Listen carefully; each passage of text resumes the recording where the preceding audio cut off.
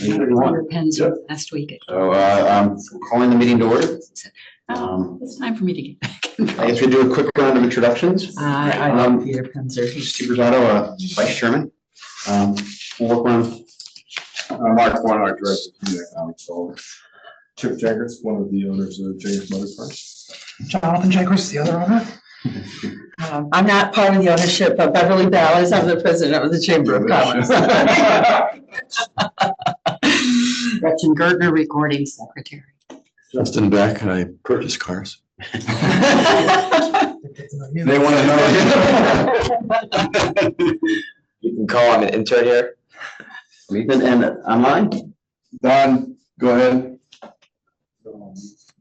Well, I see Don Peterson and Pete Penzer, both Commissioner Emeritus. Matt Rappaport, Commissioner, and I think a guest, Sophia. Welcome online. I guess first order of business is just to approve previous minutes. All those in favor?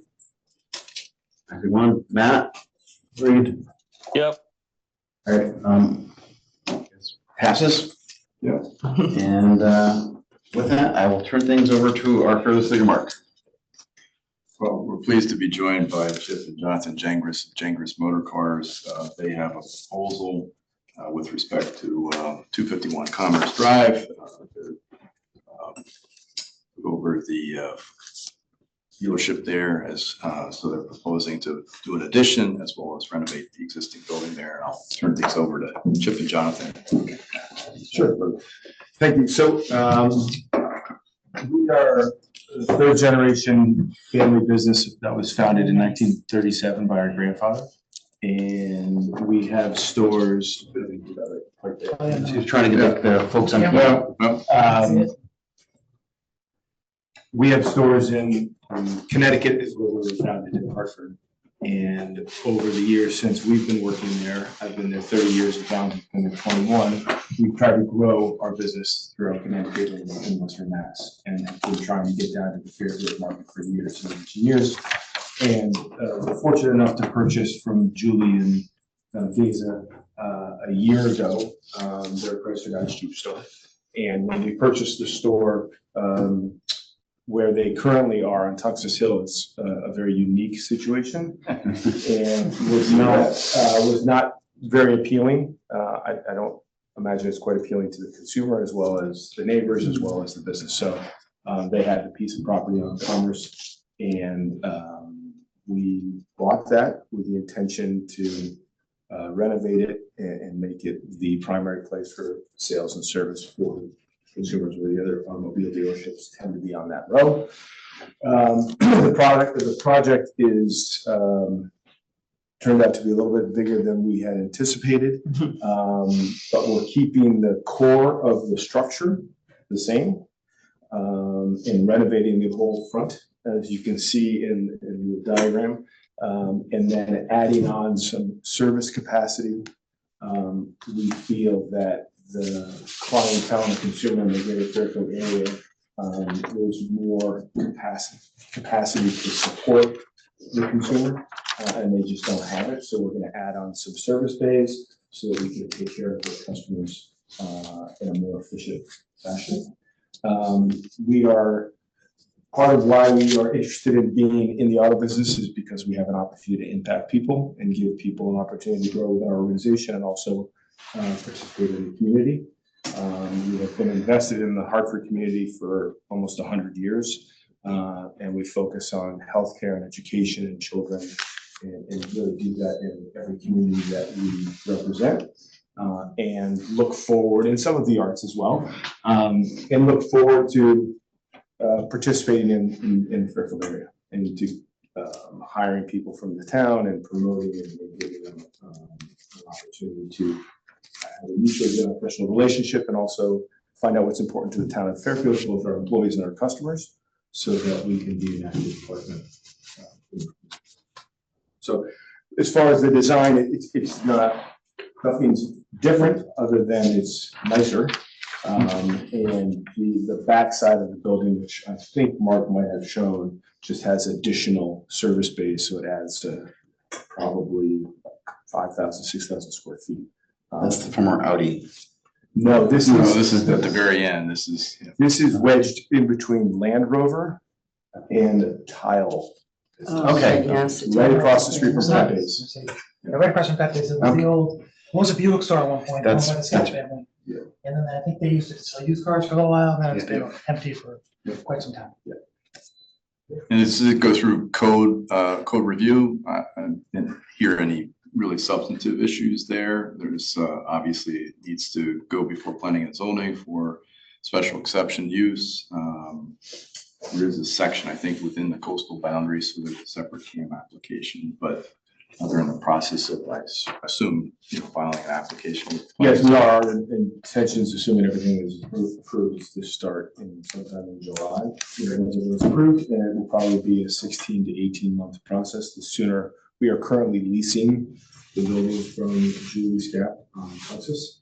And the sooner we can get out of there, the better. I'm sure for her as well. But it has presented some challenges that we're not familiar with, trying to operate in 3 different buildings and how to interact with. I live nearby. I see the parts department running across the street. Not the safest. I wish they had bright But happy to- orange jackets or something. Happy to answer any Busy questions street. about the project, us, Always any Right. concerns. Trying to jump in front. Just coming, I think it's a great fit and a great spot, and it's great to move to Scott. I mean, I don't know if they're gonna, what would happen building. I mean, that's up for grabs, I suppose. Those 3 buildings on Tungus Hill are on the market currently. Yeah. I suspect not looking at continued automotive use, but you never know. And we, our Chrysler Dodge Jeep store in the Hartford community, East Hartford, is currently the largest volume wise in the state of Connecticut. And our goal is to have this beat that store, because we think that the market here is stronger and that there's greater population. And once it's in a location like this with a much better facade and much more enjoyable for our customers, there's no reason why it can't be the. I do walk my dog through Ward, and I do see a lot of kids with new Jeeps. So- What's the demographics of your clientele, customer base that you're looking at? It's shifted a little bit after COVID. I think Jeep has gone more upscale. They've raised prices, I think, to their detriment. I think they will start to come back down. But a $60,000 Wrangler is aggressive. But they've got a Grand Cherokee and a Cherokee, but most of it will be Jeep business. Some Ram, not a lot of Dodge or Chrysler, but I would say it's between 38 and 52, skewed more towards female. And then there's a real need for commercial support in this market, the whole Fairfield County, on how to service those ProMaster vans and the trucks that The Amazon repair trucks. your houses and businesses.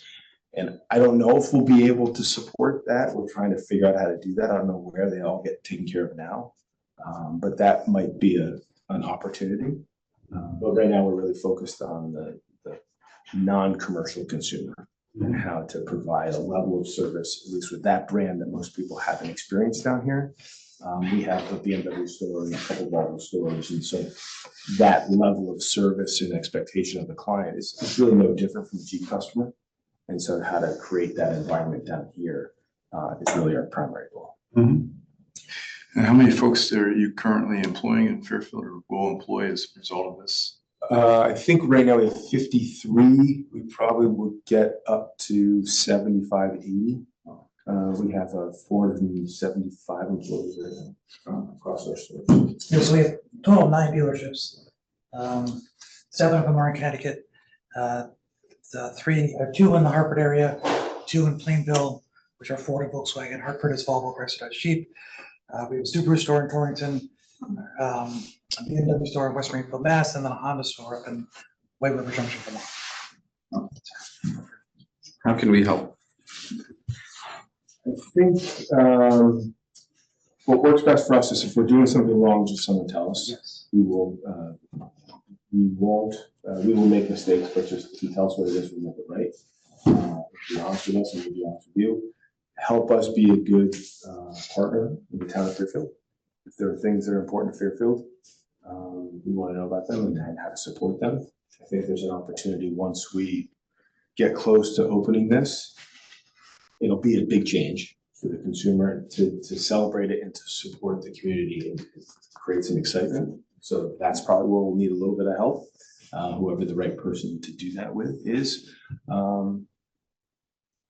Other than that, I think. Yeah, we'll be happy to, we work with the chamber and we'll be happy to arrange a ribbon cutting at that point with our first selectman and invite the press and any other celebrities, local celebrities and other folks that need to be involved in that and help, integrate dealership into the community. So we're happy And to. if our general manager could participate in the chamber or other areas, it would be nice to I'm gonna have save my our cards here. leadership active in the town. Right now, the person who's running the store, Jim Tucker, is overseeing both our stores. As this is built and we are really up and running, we will have probably a much more dedicated person on the ground every single day. We're gonna move back and forth every day. Because this to us is our single biggest investment in real estate and building. It's this big one for us. So we want to do it right and we want to make sure we support it. Or would the commission be okay with providing a letter of support and, would you like to make that motion? Today, motion to draft a letter of support. Second. Matt? Yep, I'm in favor. Sounds great. Awesome. It's a evolving neighborhood. A lot of apartments are coming online, both just right there in Black Rock as well as that development at the metro station. So, and the restaurants continue to, like Sally's and Pepe's, and continue to do well and thrive there. So it's a up and coming neighborhood. The timing's good.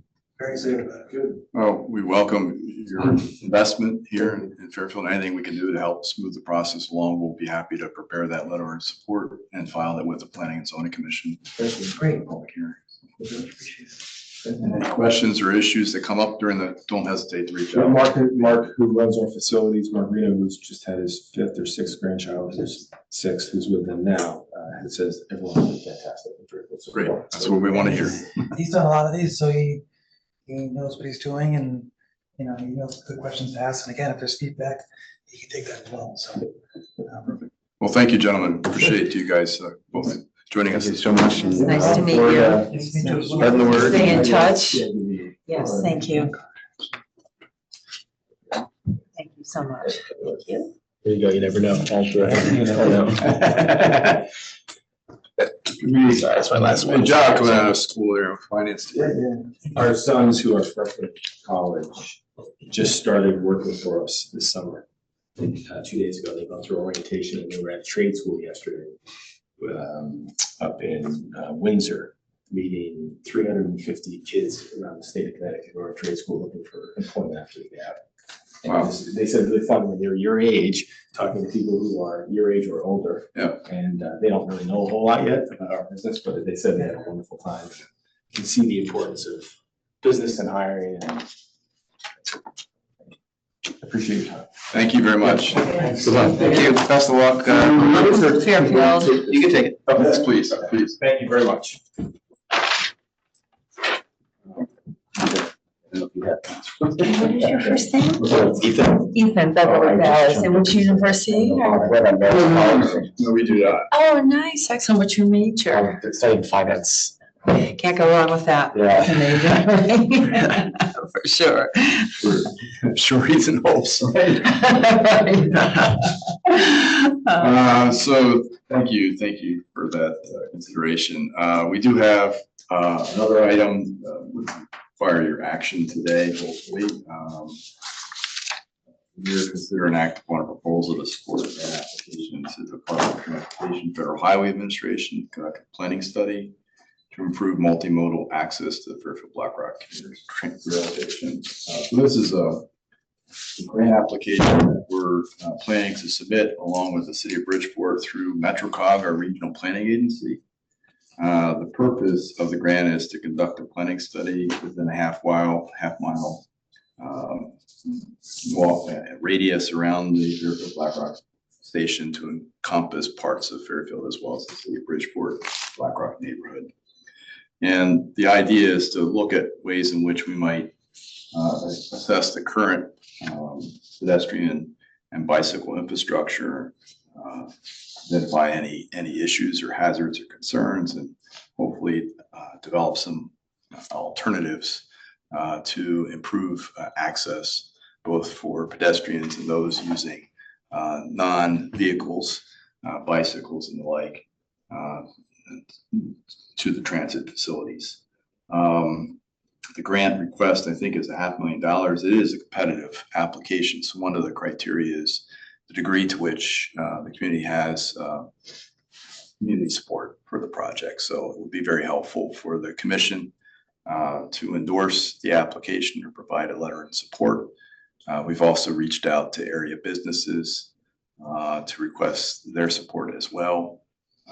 And we're in the process of collecting letters. I thought about the chamber as well, but I know we don't have a board of directors meeting prior to the grant application deadline. Okay, So yes. that creates some logistical challenges. So we're up against the deadline in terms of the submittal, I think, which is the end of next week. Again, with your blessing, we'd like to submit a letter in support of that. Motion to endorse. I'll second that. All those in favor of a letter supporting the grant application? Aye. Aye. Sounds good. Thanks, Matt. So just a few other items today. Yesterday we had a meeting of our tourism working group. We were pleased to be joined by Good. Chief Marketing Official for the state of Connecticut, Anthony. Yes, his name really is. It is, Wow. right? Thank you so much. We're the parents, right? All right. And the Rachel Lenda, who heads up the Office of Tourism for the state. They provided, a presentation as to what the state is doing to promote the state. There's a whole rebranding campaign. You probably are familiar with it or have seen some of the commercials or other marketing collateral around Make It Here. So they're really trying to have a coordinated marketing strategy that spans both tourism promotion as well as business development and investment. So, the Make It Here campaign kind of applies all the way around. So make it Is here that from an Oyster entrepreneur Trail part of standpoint. it? What's that? Is that Oyster Trail promotion part of it? Could be, possibly. Have you seen it? No, I haven't. There's just a map of the state of Connecticut, and it just encourages people to go and try oysters.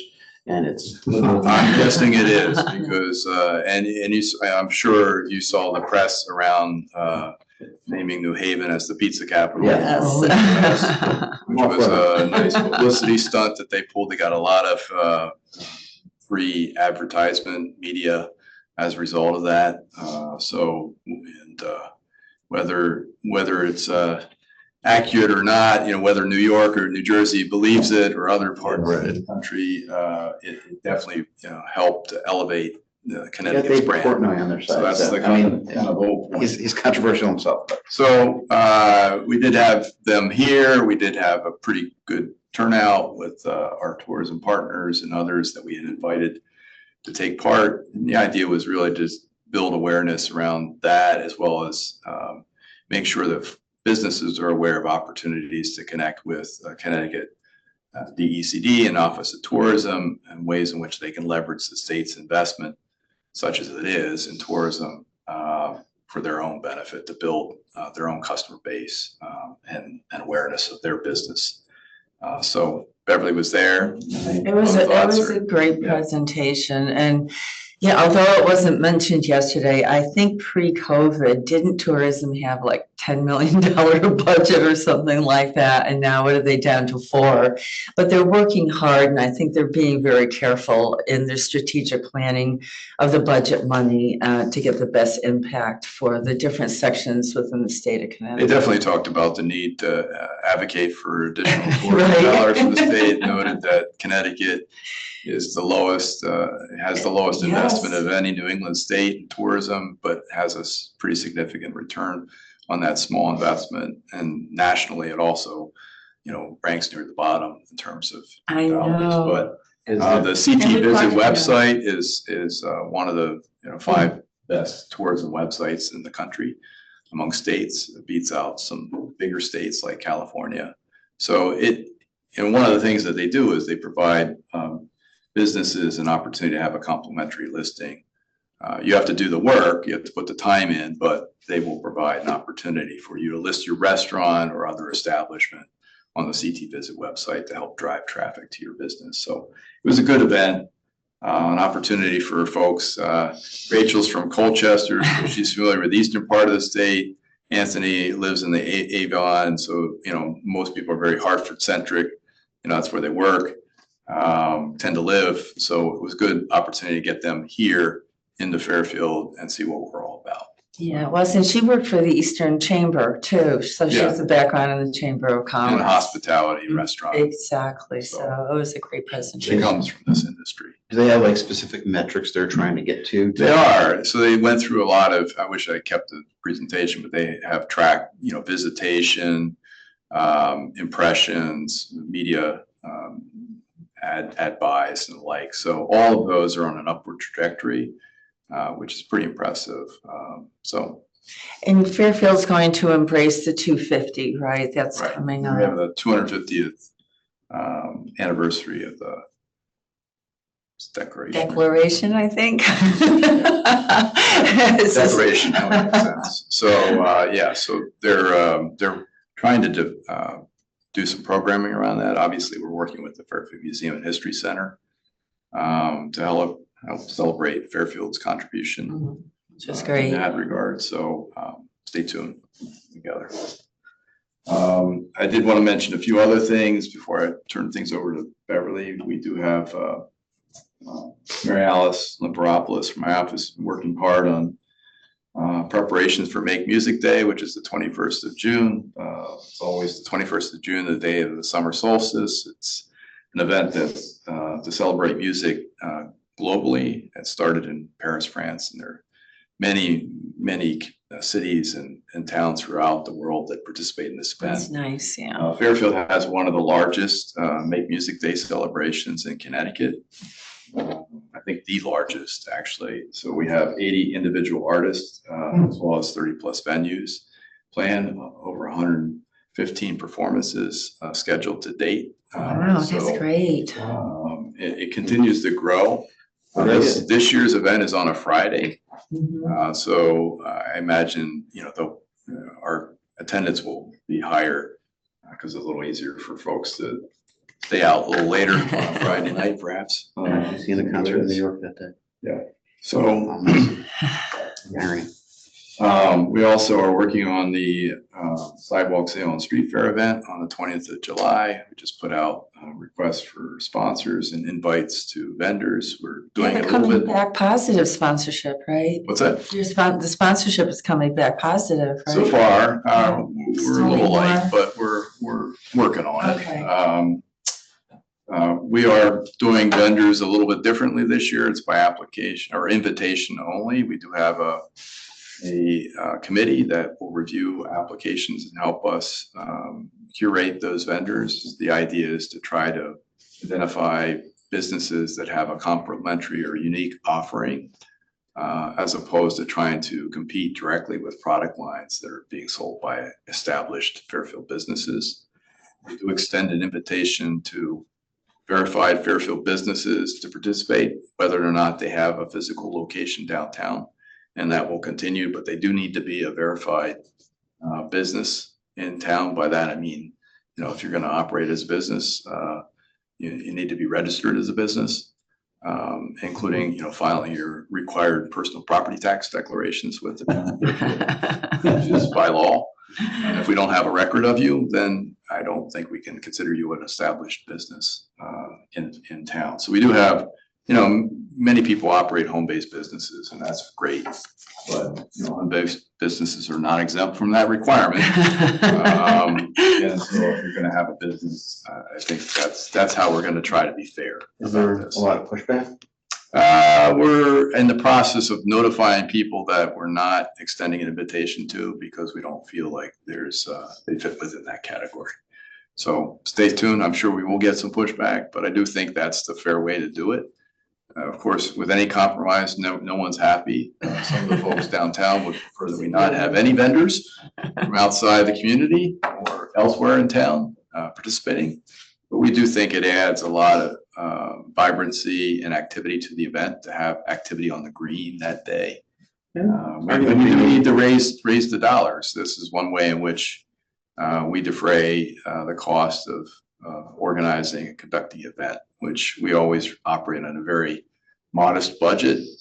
We're very mindful of the limited resources we have, but it does cost money to run an event, and we do have music and other marketing costs associated with this. So that's one way in which So we have about 20 on the green, 20. we usually have about 24 vendors Yeah. and then some sponsors, Mhm. which we extend the courtesy of, having a complimentary booth as Right. part of their sponsorship package. There is an argument to be made that, attracting vendors to test the market in Fairfield where they may want to set up. Absolutely. Yeah, we have no problem with that too. More It's permanent. just the idea of, making sure that we're not, creating an unfair competitive advantage for folks that maybe don't have the same level of overhead, but have the same exact product lines as existing businesses that pay taxes to the town. It's a delicate balance. We're trying to sort that out and be fair to everyone. So that's what we're doing. In your packet today, I did include a letter. I'll send this out to those joining us online. For a letter that we submitted on behalf of an application for a new restaurant within the Fairfield Center building at 1499 Post Road.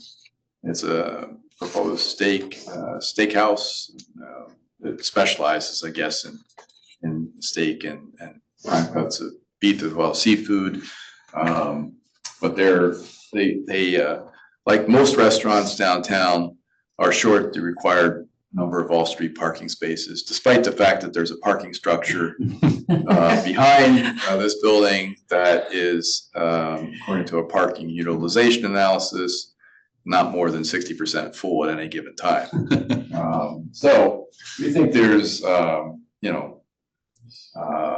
justification to waive the parking requirements. We are in the process, hopefully, of working with, as you know, Planning and Zoning Commission to see if we can revise or amend our parking requirements.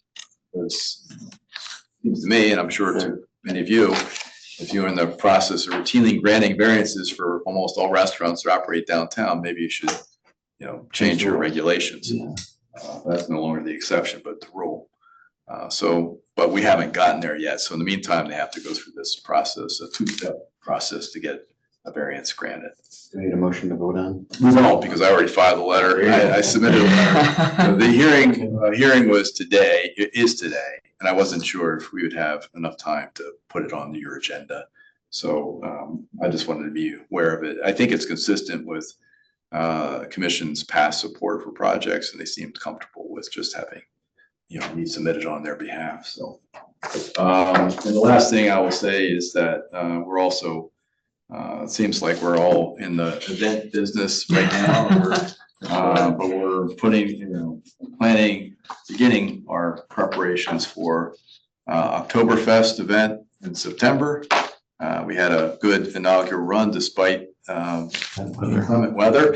And we're hoping this year we'll be able to do a bigger and better festival that will utilize the entire facility as we had first envisioned, rather than a reduced footprint within the building. So that is on our planning. We're working with Parks and Rec Department and Fairfield Theater Company again to put that on. So with that, I'll open it up to any questions that members may have here as well as online. Kudos, you sound busy as usual. Try to stay busy. Over busy. Not really hard to do. What's the date on the Oktoberfest? Do you have that? Yeah, it's That's okay if you don't have it. off the top of my head, no. Okay, that's fine. It's mid-September. Okay. We did slot it between a couple other events going on. Two Roads, which is one of the sponsors for our event, has a Oktoberfest event. We're aware of Bridgeport's, I don't know what they're calling it now, but it's not Sound on Sound, but. Music, yeah. So that occurs, and again, we're on not coinciding with that. So we do our best to try to figure out where we have some. 14 or the 21st? Yes, 14th, I think. Well, I will confirm. Should have this off the top of my head. I was gonna ask the dealership group whether they're gonna have a rooftop restaurant. It'd be a little different look, right? Yeah, we've had a lot of activity with car dealerships recently, and Porsche folks are coming in. I don't know, that's not the most exciting thing for us as we look at other opportunities that we discussed for the former XI battery site, but they'll be coming before the code review commission to present their plans for the dealership and dealership showroom and as well as maintenance facility for that property that they've ground leased. The development over adjacent to Illicit, is that still moving forward? Yeah, 81 Black Rock Turnpike is moving ahead. They're looking to close on the property kind of later this year, the fall. They still are missing their Office of State Traffic Commission approval, which they need as a major traffic generator, but that's pending. And then that's the last approval they'll need before they can close. And I believe they're anticipating construction start probably early next year. They might be able to do some site work before that, but that's the plan. All those apartments in Bridgeport going up as well. I haven't tracked the vacancy, but I talked to the developer previously, or represented from the development company. They indicated they were getting a pretty good, they're filling up as expected. So It just seems busier as you go through Black Rock these days too. yeah, for sure. And we do have a meeting this afternoon with the city of Bridgeport to talk about a pedestrian bridge across Ash Creek to get that.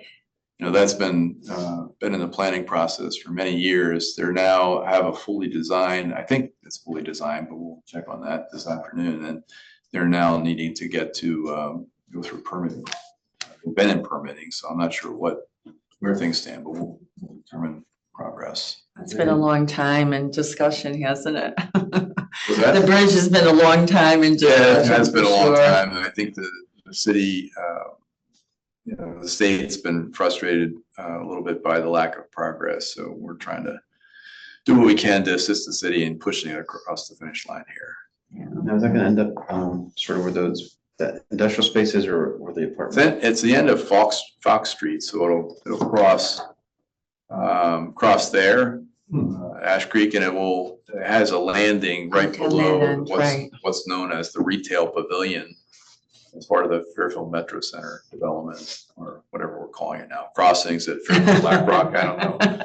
Keep the Change the name of the train station. Speaking of Illicit Brewery, do you have a date yet when we're all gonna get together there? Oh, I was expecting Kevin to be here too. Exciting, I know. Kevin was anxious to figure out what our summer meeting schedule is, and we Oh, typically that one there, right.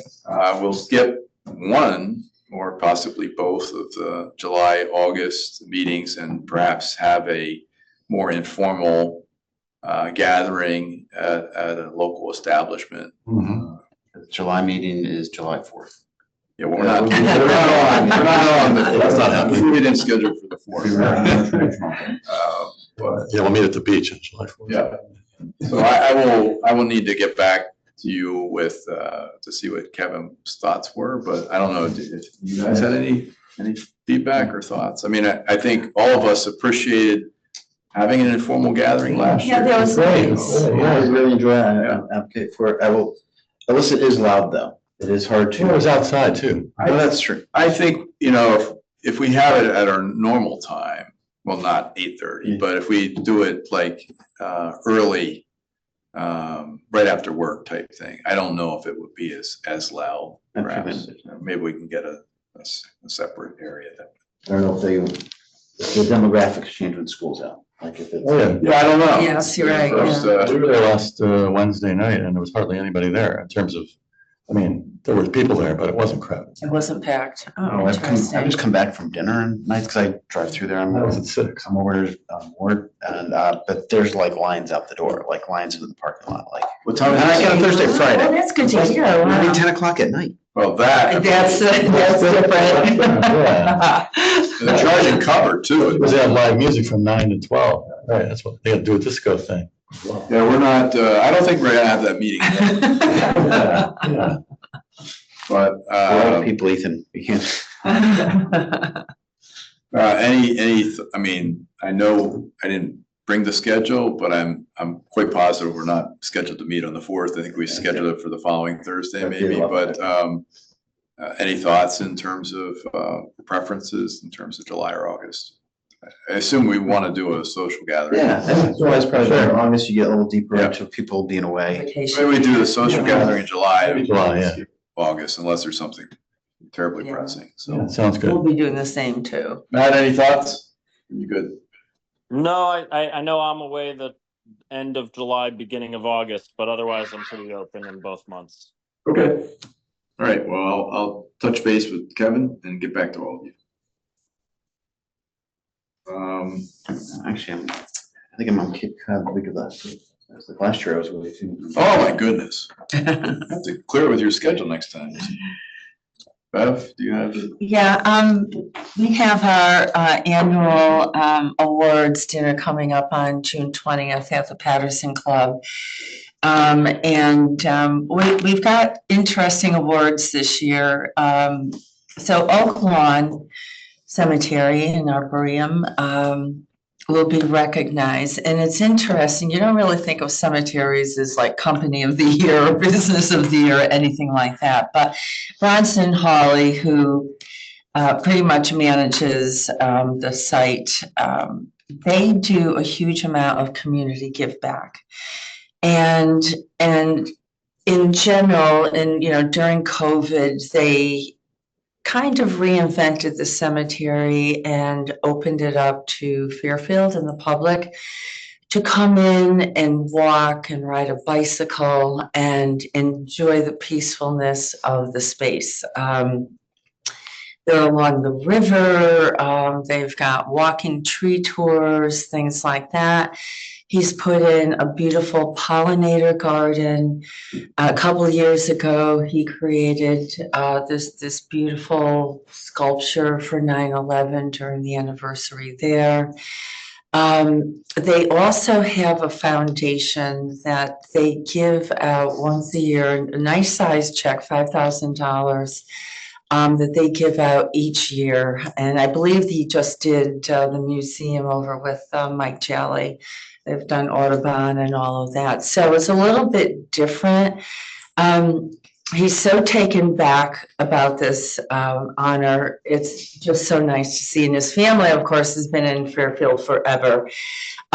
So we're very happy to make that award and presentation to Oak Lawn.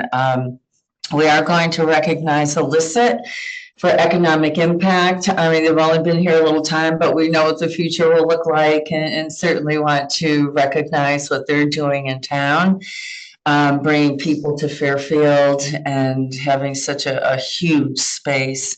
For our nonprofits, we're recognizing Alzheimer's, the regional Fairfield County group that's here, but also coming down from Hartford. And also Audubon. So we've got two nonprofits this year, one conservation and birds and things and all that good stuff. And then of course, Alzheimer's, which is, so important from the research side that they do every day. Regina Madwood from Capital Photo, we're recognizing her for 50 years in Fairfield. She's actually leaving her space and developing, she's been working on her house, so she'll have her studio there. And also Ward and DECA. So the business teachers came to the chamber to see if they could make a presentation to our board of directors. And they had a great vision of reestablishing DECA within the school. Students came in and spoke with us. It was fantastic. And they asked the chamber if anyone on our board would contribute and be a mentor for the year. So we had 3 of our board members raise their hands, and every week they would go and work with the students. It could be interviewing for a job, understanding better about businesses in the business world. And the teachers ranked very well on the state level, and they also went to the international conference out in California. And I love the fact, I love education, as many of you know about me, but the partnership with the chamber and DECA and students majoring in business, and they did really, really well this year. So we're going to recognize those 2 teachers, our partnership with the chamber, and we will continue doing that going forward. So it's a little different this year, but a great presentation. So if any of you are available on the 20th to come, Marco's always there and the town is Well, there. it may not be this year. Oh, no. I know have you- a fair rent commission meeting that night. Oh, gosh. Oh, gosh, okay. Anyhow, our selectman will be guest speaker and open the event. So anyway, it'll be great if you can come on the 20th, that would be fantastic. Or if you'd like to say congratulations, if you'd like to place a congratulations ad, that would be great. Legislators will be there too, so. It is a good event. Yeah. So that's it for me. Oh, and we're about to publish the new visitors guide. So that'll be coming out in a couple of weeks. We finalized everything in the ad and photography and all of that. So that'll be coming out soon. And so that's from June 24 through June of 25. So, A lot. yeah, thank you. Was there a call to action for the visitor guide for any of the tourism partners? And we'll note that we ran out of time yesterday, but we'll just note that it is going to be published unless there's something more specific you want us to. No, I think that that's it. We'll make arrangements to get them copies. Right, that would be great. And I did talk to Rachel about that too, so. We're going to send out a meeting recap at some point. Right. That's good, thank you. Anything else? Questions? Any open business? All right, we're gonna entertain a motion to adjourn. Motion to adjourn. Second. All those in favor? Yep. Thank you, guys. Thank you, guys.